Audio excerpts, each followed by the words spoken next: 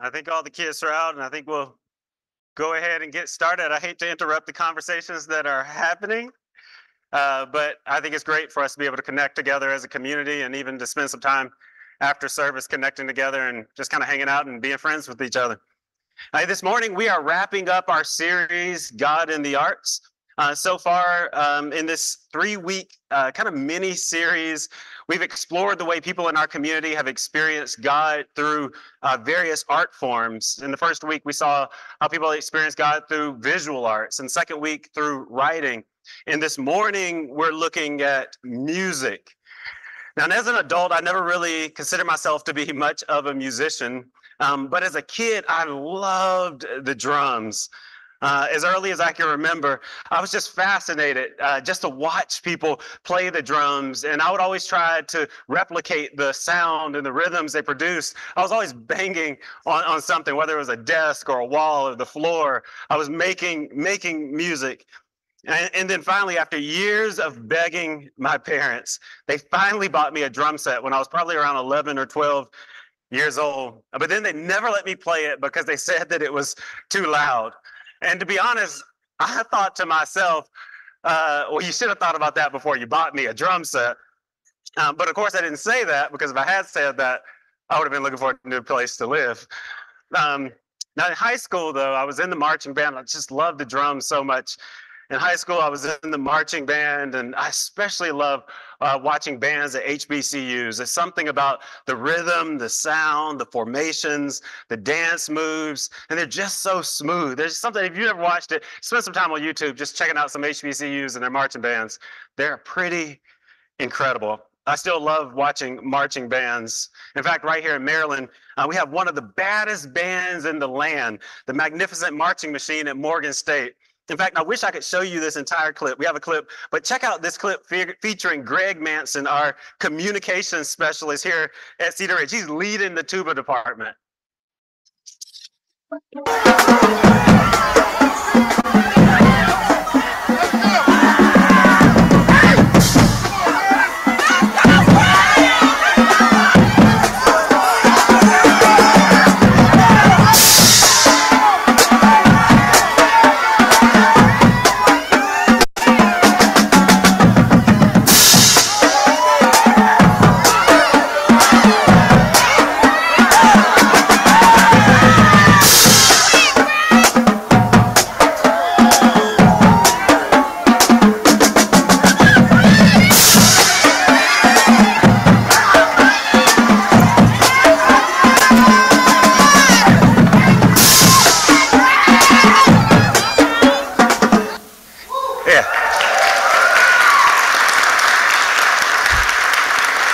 If you listen closely, you hear somebody say, "Go, Greg!" Oh, man, I can watch those videos all day. I can spend time on YouTube just watching marching bands. They're just incredible. Now, of course, music plays a significant role in the life of the church. In fact, the pages of the Bible are filled with exhortations and examples of people singing and making music to the Lord. In fact, there's over 400 references to singing in the Bible, and over 50 times we're actually commanded to sing songs. In fact, one of the longest books in the Bible, the book of Psalms, is a song book. It was kind of like the song book of the early church and the ancient Jews, and they used it to sing songs, and it's at least the most chapters out of any book in the Bible, the book of Psalms. Singing was so ubiquitous throughout the Jewish community that the prophet Zephaniah even imagined God in heaven singing songs. Look at Zephaniah 3, verse 17. He says, "The Lord your God is with you, the mighty warrior who saves you. He will take great delight in you. In his love, he will no longer rebuke you, but will rejoice over you with singing." And then a more historical example, the Christian scriptures record Jesus singing with his disciples after eating his last meal before being arrested and crucified. In Matthew chapter 26, verse 30, look at what it says. He says, "When they had sung a hymn, they went out to the Mount of Olives." And of course, we know that the Garden of Gethsemane is right there at the foot of the Mount of Olives. And that's where Jesus prayed before being arrested and tried and crucified. And because the church emerged from within Judaism, since the beginning, the church has been a community that sings together. In fact, Paul, an early church leader, teaches that music has an important formational role in the life of the church. Look at what he says in Colossians chapter 3, verse 15. Let the peace of Christ rule in your hearts, since as members of one body, you are called to peace, and be thankful. Let the message of Christ dwell among you richly as you teach and admonish one another with all wisdom through psalms, hymns, songs from the Spirit, singing to God with gratitude in your heart. You know, almost every church tradition and denomination incorporates music in some form or fashion in their weekly gatherings. It's undeniable. Music plays a central role in the way Christians, the church community, experiences God. But it's not just through quote unquote Christian music that we experience God. We can experience God through the creation or the appreciation of all kinds of music. Now, I'm a pastor and a trained theologian, and to be honest, theologians don't have the best track record when it comes to talking about music. Take, for example, Exhibit A, this quote from Martin Luther, which starts out okay, but descends into rhetoric that's not very pastoral and not very kind for that matter. Listen to what he says, and keep in mind he's writing in the 16th century. That becomes obvious with the language he uses. He says, when man's natural musical ability is whetted and polished to the extent that it becomes an art, then we do note with great surprise the great and perfect wisdom of God in music, which is, after all, his product and his gift. We marvel when we hear music in which one voice sings a simple melody, while 3, 4, or 5 other voices play and trip lustily around the voice that sings its simple melody and adorns its simple melody wonderfully with artistic musical effects, thus reminding us of a heavenly dance where all meet in a spirit of friendliness, caress, and embrace. A person who gives this some thought and yet does not regard music, a marvelous creation of God, must be a clodhopper. Indeed, he does not deserve to be called a human being. He should be permitted to hear nothing but the braying of asses and the grunting of hogs. I don't know. Martin Luther, I was German. Somebody needs to buy this man a beer. I mean, calm down a little bit. I got another quote with St. Augustine, but it's worse. It doesn't even start off in a good way. Those are theologians for you. So instead of listening to these old theologians or this theologian, I think it would be good to hear from some members of our community share about the way they've experienced music. So I want to invite Kevin and Carrie up to the platform as they share with us this morning.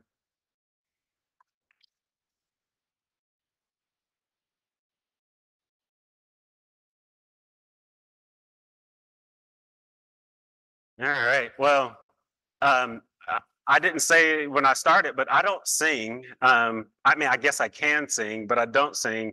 And I don't really play an instrument anymore, but I know both of you sing, and I know at least one of you plays instruments. But I don't know really your whole story. So how about we start with you, Carrie, since you're closest to me? How have you, like, what's your relationship with music? How have you experienced music throughout your life, or what role has music played in your life? Thank you. So I brought cheat notes because I'm freaking out right now. There's something very different about speaking to people. I can sing in front of all of you, but this hits different. Music in my life, I didn't grow up in a particularly musical family, like a traditional, like, oh, you know, guitars and everything. But I always loved music as a kid, and I learned an appreciation of music from my dad. And so still, like, to this day, if you came to the open mic coffee house thing, I sang a song that was one of my dad's favorite songs, probably still is. He's still with us. And so there's just something about music fostering connection with people that you love. And that was kind of instilled in me from an early age. And then like, my grandmother loved bagpipes, and so it was a cool way to connect with our heritage. And my Italian side of the family was not into music at all, so I didn't really get into the accordion, but my mom did play it. But from a young age, I was just really into music, and I would get, like, really obsessed with certain songs. For example, my parents bought me a record player, and then they bought me the Saturday Night Fever with Grover on the front. It was Sesame Street Fever. It had Grover on the front, and I still love Grover. I listen to that constantly. And then there was another one that was this Christmas song, Every Little Christmas, right this very minute. And I listened to it over and over and over, like all times of year, the middle of July. So my mom made me bring it downstairs to the basement where I would just sit with it and listen to it. Something about that song just gave me joy, you know. So I did choirs growing up my whole life. Something about raising your voice with other people, with 100 other people, is just so powerful. So I always loved singing in choirs, and started leading worship when I was 16. So it's been 33 years. So now you know how old I am, if you're better at math than me. I think we started coming to Cedar Ridge around the same time, and I was always glad to see you join the worship team, and have added so much to our team with your voice. And isn't it interesting? Well, a couple of things. Is anybody else wondering? Do you play the bagpipe? I don't. Oh, I wish I did. I really wish. I had a bagpipe next Sunday. I can't play anything. I don't have patience to learn an instrument. I've tried. I've tried. Okay. Yeah, I'm the same way. But isn't it interesting? Like I'm hearing you talk, and isn't it interesting the way music, it does something with our, like it kind of writes itself on our memory, right? You can hear a song and it can bring you back to a moment or a person or an experience, and it's just fascinating the way music does that way. And I mean, I don't know. I mean, I'm not to jump ahead of us, but I just got to believe that, like, God knew that, right? And maybe that's why there's so much music in the Bible. Yeah. And then Kevin, your story. So like, if you missed next year, you don't want to miss the Creative Cup Coffee House. I think it's only once a year. Next year, you don't want to miss that because this year it was incredible. But also, Kevin not only played the guitar, which you've probably seen him on the stage playing the guitar, but he also sang and shared a little bit of his story. So, Kevin, why don't you tell us about how you've related to music? Yeah, sure. Can you guys hear me? It's on? Okay, good.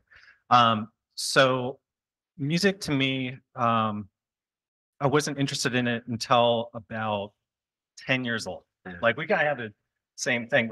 I did not come from a musical family at all. Like my parents didn't play instruments. None of my siblings played instruments. I think my brother got into guitar like after he saw me playing guitar. But like I don't think he plays regularly. So I kind of pulled it from like thin air. Like I was listening to the grunge bands of the 90s. That was like what I was like, my musical birth was conceived in grunge for some reason. And I just remember borrowing my sister's CD and listening to a song on repeat in bed for as long as it would take me to fall asleep. And I would just play it again and again and again. I just got to the point where I was like, I need to like learn guitar and learn the song. And so I asked for and begged my parents for an electric guitar. I started out with an electric guitar, and just like the drums, like crazy loud, super loud. And I spent tons of time like working at it. It was my escape. Like if I was ever having a problem or a bad day or something, I could go play the guitar and just time would disappear, and I would come out of that practice and just feel refreshed and renewed. So I continued to play through high school and in college. A lot of changes and transitions with like freshman year. And I felt myself like feeling like anxious and like just not like kind of out of sorts. And I've discovered that my good friend played guitar, and we kind of like said, hey, let's get together. Let's start something. Let's start playing music together. And from that, we're just like, hey, I like to like come up with like random stuff when I'm playing. And he agreed. He was like, yeah, like I like to do that too. And then we just started combining like chords and notes, and like we're like, hey, we kind of got something here. So I started a band with my friend, and we played all the like rundown venues in Baltimore. And we did that for well, I want to say like 6 years, Yeah. 7 years. Um, and yeah, that kind of fizzled out. He moved away to New York. Um, and I stayed here, and other people went their own separate ways, got married, had kids. And so I was like, what am I going to do now? And so I had never really written before. And I was just down in my basement. It's like my lab where I try to create. And I just started like coming up with random things, and that grew and blossomed into songs and stuff. Wow. Yeah. Yeah. I think you used the phrase time would disappear. And that's a special thing that happens. I think sometimes even we like have thought about this throughout this whole series is I'm one that would tend to say like I'm not an artist. And I think that's because I don't really produce anything necessarily that I want to show off, but or that I think it's worth showing off. Maybe it is, um, but I think that like entering into that flow state where time disappears is something special to us. Whether you're just playing in your basement, or whether you're performing it publicly, or just writing, or just doing art, or whatever you're doing, that's just kind of a special place to be, where we're able to kind of forget about some of the cares of the world, and I think our brains kind of relax into that state, and time disappears. Yeah. Well, thanks for that. Thanks all for sharing for that. Yeah. So tell me. I guess we'll start back with you, Carrie. How have you experienced God in music? Okay, this is a loaded question. All right. So okay, I'm going to try really hard not to cry. This is where I'm going to struggle. Yeah. Um, so I have always kind of viewed, especially worship. Very recently, I've started finding God in all kinds of music, much in the way that people find God in nature, right? So, but that's new for me.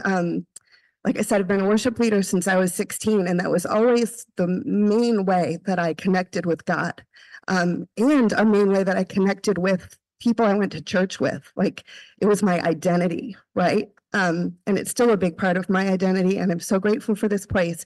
And I have told Matthew over and over again, I don't know what I would have done without you guys. But worship is always a thing that I like gave to God, that I offered to God. It's where I found God. And over the last several years, I think a lot of you have had the same experience, where I started to kind of question the faith that I had been handed by the church that I grew up in, which led to lots of dark seasons where, gosh, I said I wasn't going to cry. I couldn't find God a lot of the time, but I was still leading worship at church. And in those moments, I could find him again. And then the music would stop, and I'd be like, okay, where did you go? Like, where are you? But then I started to realize that I think God finds me in music too. Not just I find God in music. It's not a one-way street. And so I started to kind of pay attention to like, why is it that I'm only connecting with the divine in worship? Why can't, when I sit down, and I don't do quiet time well, maybe that's the problem. I don't know. Music just quiets my spirit and kind of opens my soul to hear from God. So maybe that's what's happening. But that's a new journey for me, where I'm trying to listen to God in all kinds of music, because for whatever reason, that's where he finds me, and I find God. So did that make any sense at all? I did. Yeah. Okay. No, thanks. Yeah, that's awesome. Yeah. How about you, Kevin? So I lost my father probably was like 6 years ago. And I was lost. I had my rock, which is my wife, like she helped me through that time so much so that I can never discount what she gave to me. But the other thing that helped me through it was music. Um, there was I could feel just like, you know, when you just feel confined and you just feel like kind of tethered and like you're always run down. Um, and I was like, I got to do something. I got to figure out some way to get through this. And I sat down one day, and I don't know if other musicians experience this, but you start playing something and it just happens. It just the inspiration comes from nowhere, it feels like.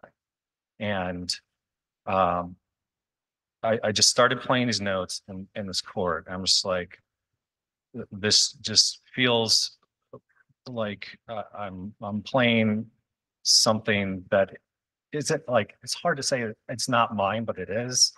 Um, so I kind of built the song around those chords that like I started with, and this is actually the first song I played on last Saturday. Um, and it just came together. Um, and it was the first complete song I've ever like fully written. Um, and I, I don't, I still don't fully understand how it came to be. But I know I had help with it. I know there's something else that was like guiding me in this direction. I had never sung before Saturday night.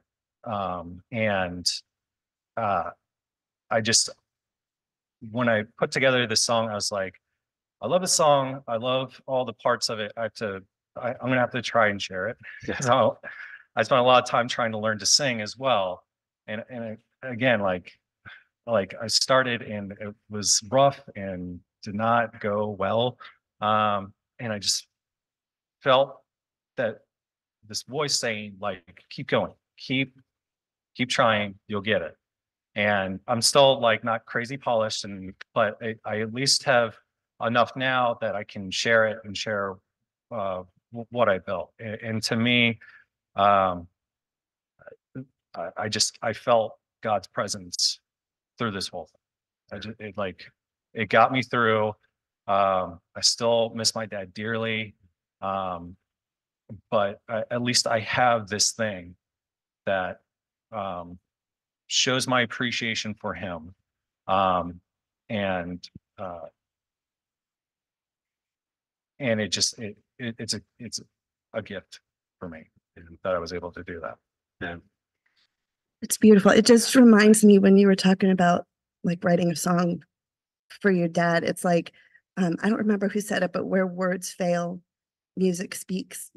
And it's the words alone might not be enough, and even the music alone, but something about them in combination and joining in the creativity of God kind of just brings you there in a way that just talking doesn't.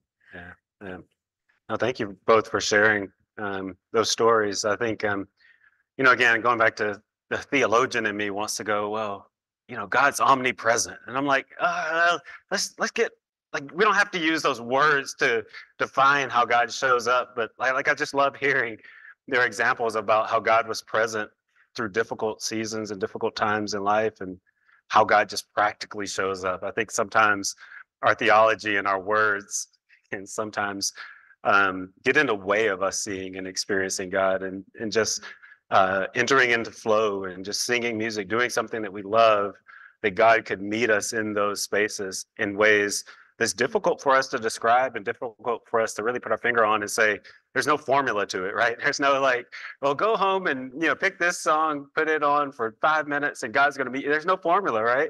It's just, you know, as you go through life, doing things that you love and are gifted at, God kind of meets you there. And I love hearing those stories. So thank you. So what maybe this is a slightly different question. But what spiritual lessons have you learned through either the creation or appreciation of music?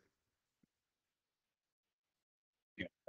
I can try. For a Okay, I second. can try that. Here, go ahead. So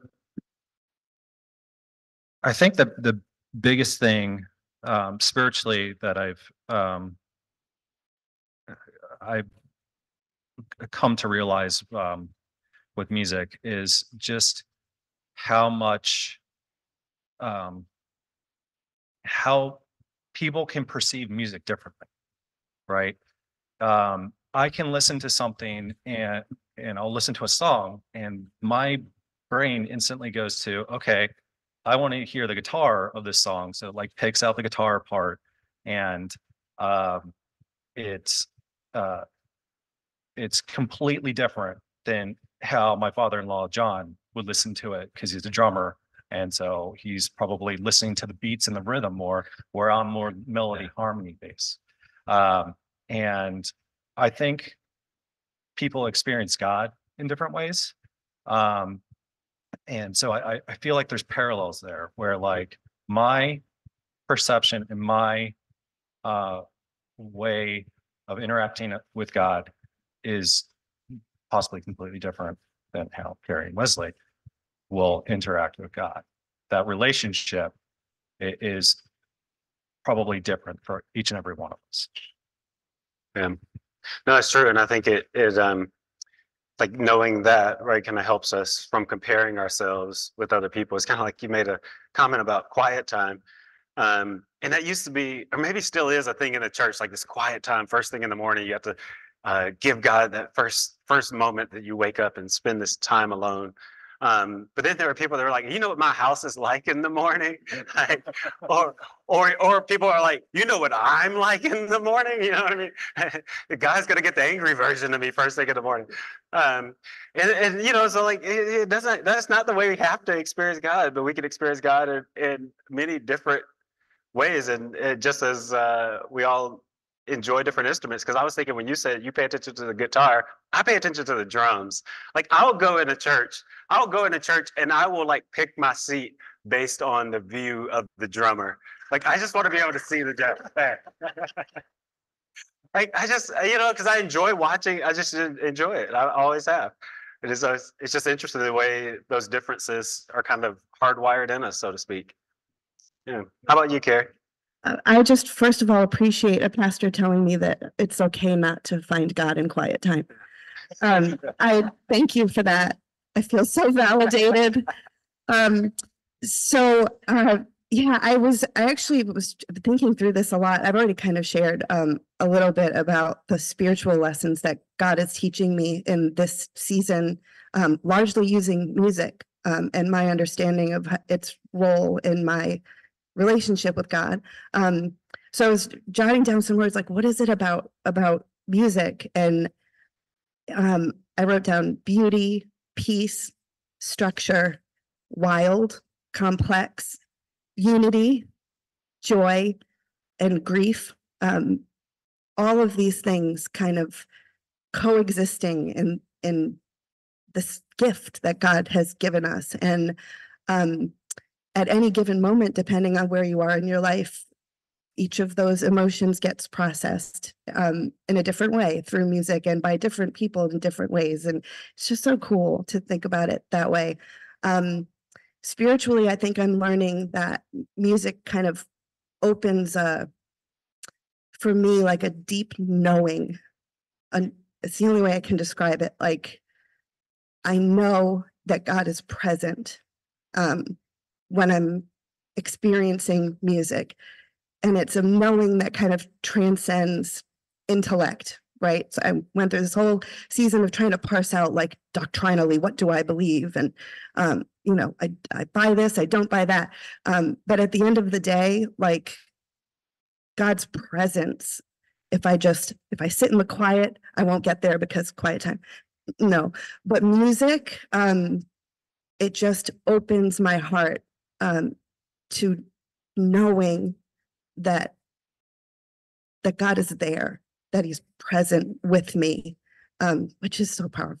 And I did have a quote that I found. I read a book back when my son was a baby, and he's 19 now, but I found it. It's by A.W. Tozer, The Pursuit of God. And it says, when the eyes of the soul are looking out to meet the eyes of God looking in, heaven has begun right here on this earth. And for me, listening to music sometimes is me opening my eyes to find God's eyes looking at me. It's the best way I can describe it.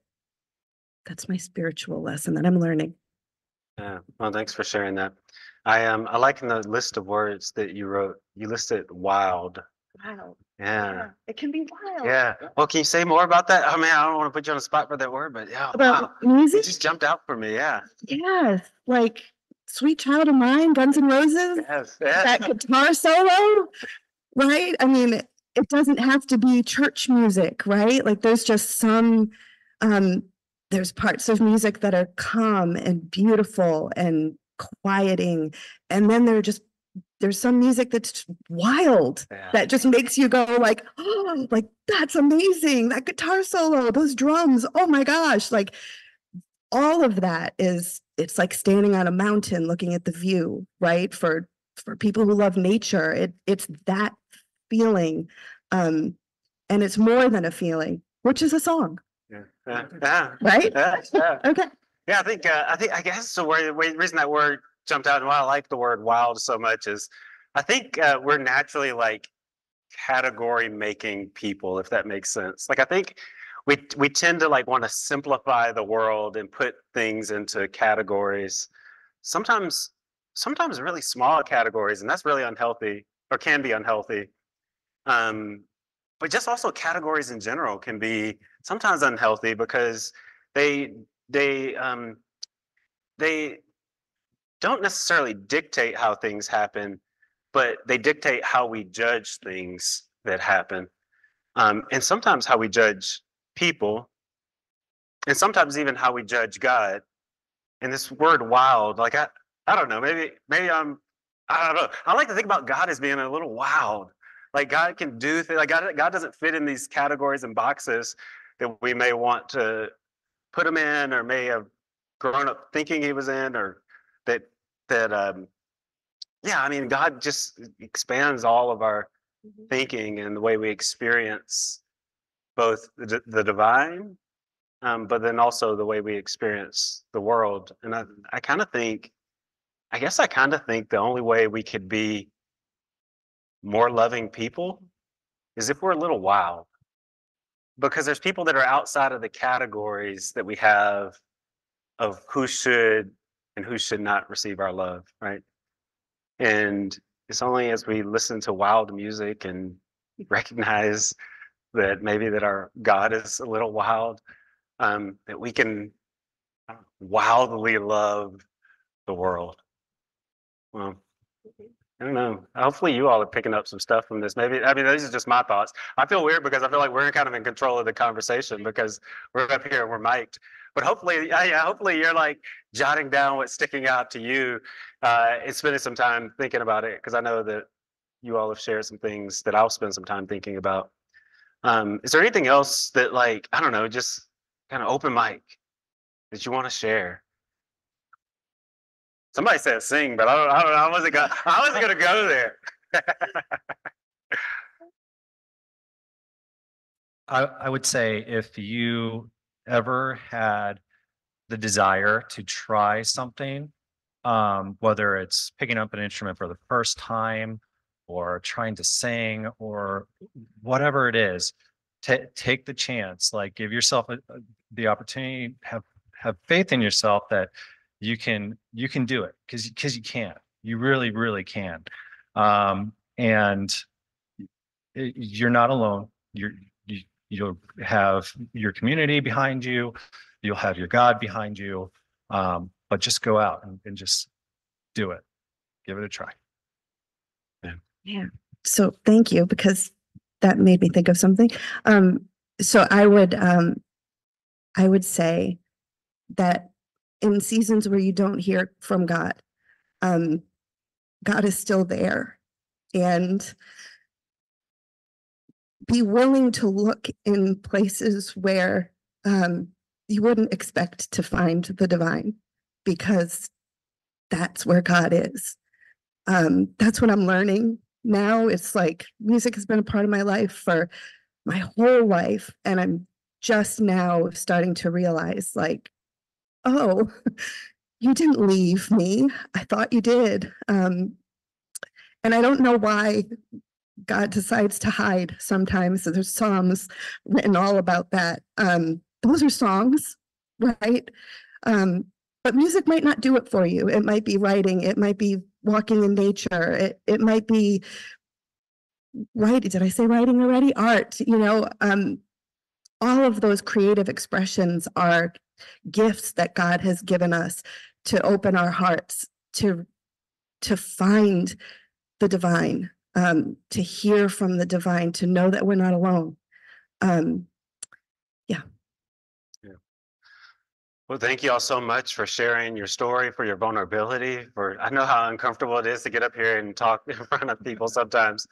But thank you so much. And I think you've added so much to our community, both in your creation of music up here on the stage, but also in your sharing about the way you've related to music in your life. So thank you so much. Let's give them a round of applause.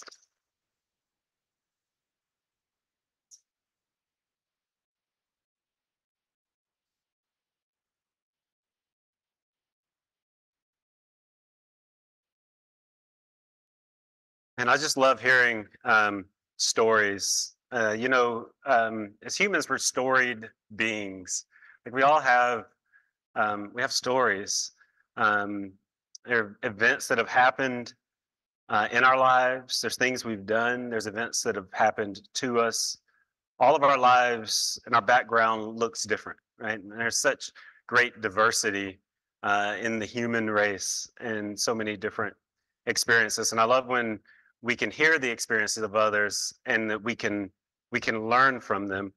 And I believe that's one of the values of being in community like this, is when we gather in community that we can really hear one another. We can listen to one another, and not just on the stage. Sunday mornings is always kind of um, our attentions kind of turn to what happens here.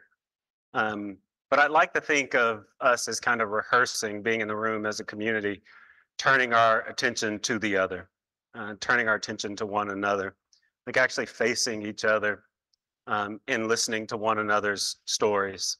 Like Shrove Tuesday is a great time for you to have some people over for pancakes and to face the other and to hear their story and to listen to them and learn from them.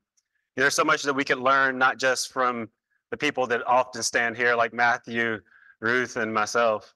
There's so much that we can learn from others. And so thank you for being a community that shares with one another and shares even from here with one another. Every Sunday we spend a moment in kind of reflection as we gather around the communion table.